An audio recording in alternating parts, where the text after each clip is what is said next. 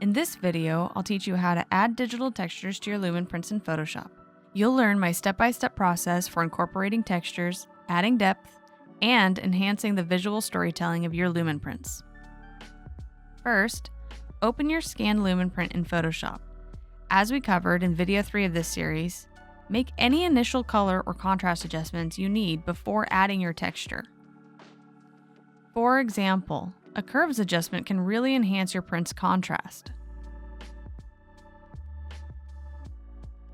When choosing textures, you can find them from free or paid online resources, or you can create your own. I create my own unique textures by scanning my art and found objects. These textures bring a handmade feel to my digital work, adding depth to my Lumen prints. In this tutorial, I'll be using texture number 29 from my Stain Texture Kit, which is available in my shop. Import your chosen texture using File, Place Embedded. Select your texture, and then select Place. This action automatically brings your texture in as a smart object, which is essential because it allows you to resize and edit the texture non-destructively without ever losing its original quality. Once it's imported, a transform box will appear around the texture. Hold Shift while dragging a side handle to distort and scale the texture to fit the width of your Lumen print. When you are satisfied with the size and placement, click the checkmark icon in the options bar at the top, or press Enter or Return to commit the transformation.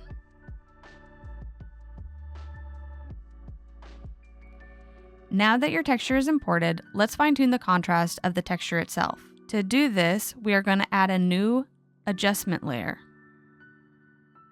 and select Curves. To clip this curves layer to your texture layer so it only affects your texture, you have a couple of options. You can click the clipping mask icon, or you can right-click and select it from here. Create clipping mask. Now, use the curves panel to increase your texture's contrast.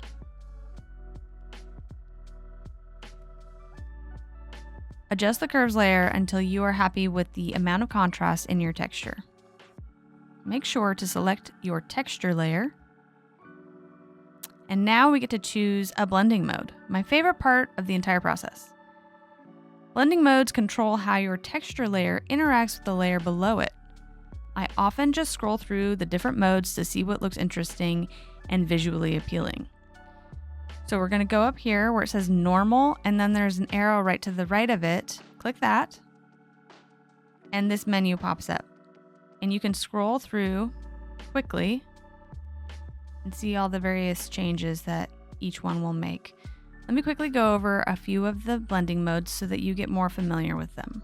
Multiply darkens your image by making dark areas of your texture blend with and deepen the colors below. It's great for adding richness or subtle aging.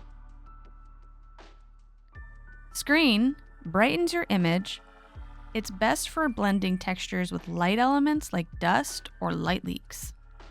Overlay and soft light. They are best for enhancing overall contrast and richness in a balanced way. Difference is best for creating vibrant, abstract, or inverted color effects. Exclusion, best for softer, more muted, abstract, or inverted color shifts. Pin light and hard light are best for creating very dramatic, high contrast texture looks. Today we are going to be using exclusion. Now that we have chosen the blending mode exclusion, we can adjust the curves layer if needed. Double-click the icon, and the properties box will open back up, and adjust how we see fit.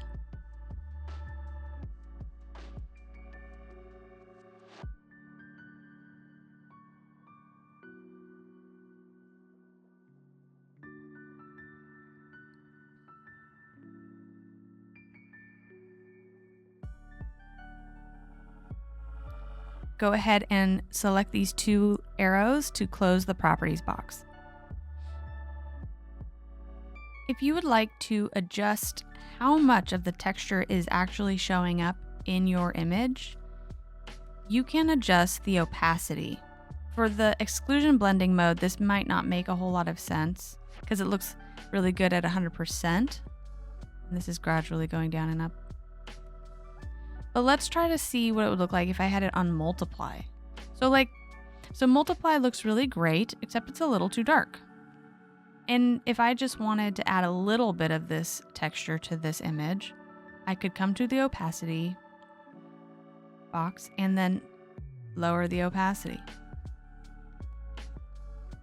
Increase it until I was happy with it. And maybe you just want to add a subtle look instead of a really harsh one like I am choosing to right now. And that would be the way you could do it. Let's go back to our exclusion mode and put the opacity all the way back up to 100. Once you are happy with the blending mode and opacity of your texture layer, we'll move on to the final sharpening. First, select the very top layer of your layer stack in your layers panel. Then you are going to press Shift, Control, Alt, E, or Shift, Command, Option E on a Mac to merge all visible layers into a new layer at the top of your layer stack. I am going to rename this by double-clicking and typing merged. Next, make a copy of this merged layer by pressing Ctrl-J or Command-J on a Mac. I'm going to rename this layer Unsharp.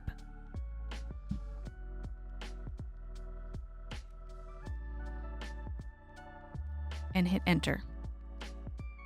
With this Unsharp layer selected, right-click and select Convert to Smart Object.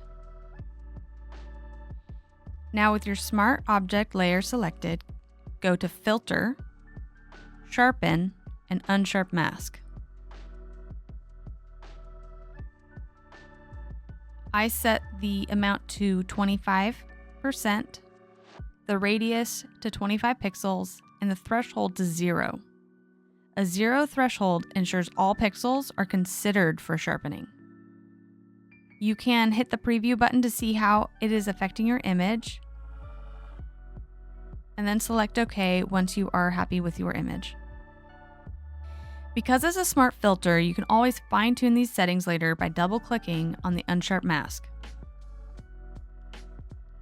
and adjusting in the box.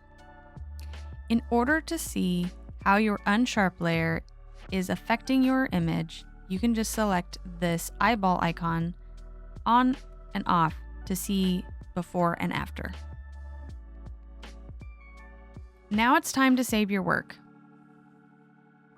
First, save a layered file as a PSD or PSB for very large documents. Using File, Save As, PSD or PSB. Select Save. And then it will ask if it already exists, do you want to replace it? I'm going to say yes. Sure.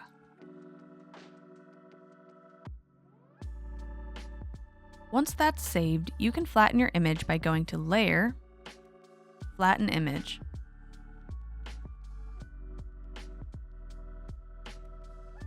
As you can see over here in this Layers panel, all of the layers have been flattened into one.